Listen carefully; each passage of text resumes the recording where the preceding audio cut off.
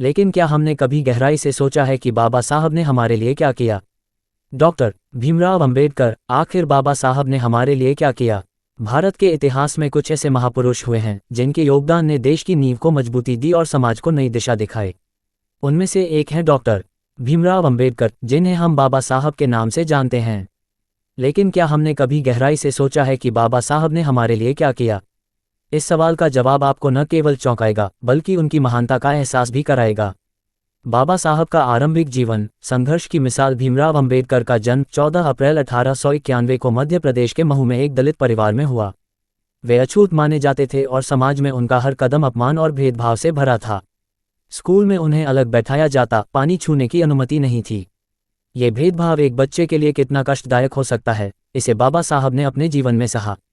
लेकिन उन्होंने कभी हार नहीं मानी। उनकी संघर्ष यात्रा यहाँ से शुरू हुई। 1. शिक्षा का महत्व। बाबा साहब ने अपनी पढ़ाई पर पूरा ध्यान केंद्रित किया। वे कहते थे, शिक्षा वह शस्त्र है जो समाज को बदल सकती है। 1907 में मैट्रिक की परीक्षा पास करने वाले वे अपने समाज के पहले व्यक्ति थे। बाद में उन्होंने कोलंबिया यूनिवर्सिटी और लंदन स्कूल ऑफ इकोनॉमिक्स से डॉक्टरेट की उपाधि प्राप्त की। यह उस समय की बात है जब भारत में दलितों के लिए उच्च शिक्षा तो दूर, सामान्य शिक्षा भी दुर्लभ थी। बाबा साहब के कार्य हर वर्ग के लिए एक तोहफा। अब सवाल उठता है, आखिर बाबा साहब ने हमारे लिए क्या किया? आइए उनके कुछ सबसे महत्वपूर्ण कार्यों पर नजर डालें।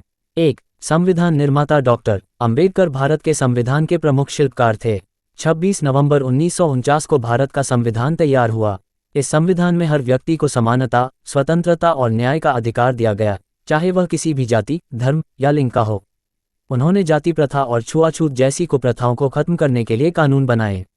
2. दलितों के अधिकार। बाबा साहब ने समाज के सबसे वंचित वर्गों को मुख्यधारा में लाने के लिए आरक्षण नीति का प्रावधान किया। उनके प्रयासों से दलितों को शिक्षा, नौकरी और राजनीति में प्रतिनिधित्व मिला। उन्होंने हरिजन आंदोलन की शुरुआत की और दलितों को मंदिरों, पानी के कुओं और सार्वजनिक स्थलों पर प्रवेश का अधिकार दिलाया। 3. महिलाओं के अधिकार। बाबा साहब ने महिलाओं के अधिकारों के लिए भी संघर्ष किया।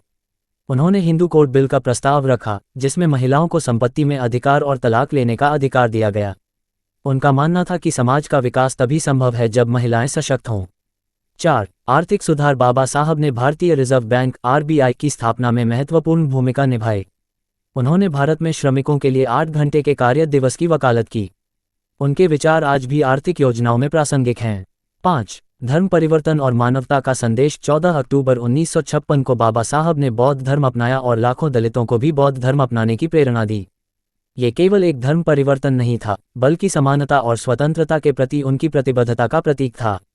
बाबा साहब की मृत्यु, लेकिन विचार अमर है। 6 दिसंबर 1956 को डॉक्टर अंबेडकर का निधन हो गया, लेकिन उनकी विचारधारा और योगदान आज भी हमारे समाज की दिशा तय करते हैं। बाबा साहब की विरासत। डॉक्टर अंबेडकर ने एक ऐसा भारत बनाने का सपना देखा जहां हर व्यक्ति को समान अधिकार और सम्मान मिले। उन्होंने न केवल दलितों के लिए बल्कि हर वर्ग के लिए काम किया। उनका संदेश था, अगर आप जीवन में आगे बढ़ना चाहते हैं तो शिक्षा को अपनी सबसे बड़ी ताकत बनाएं। निष्कर्ष, बाबा साहब ने हमारे लिए क्या किया? उन्होंने हमें वह अधिकार दिलाया जो हमारे पास नहीं थे। उन्होंने समाज को बराबरी का पाठ सिखाया। उन्होंने हमें सपने देखने और उन्हें पूरा करने की ताकत दी।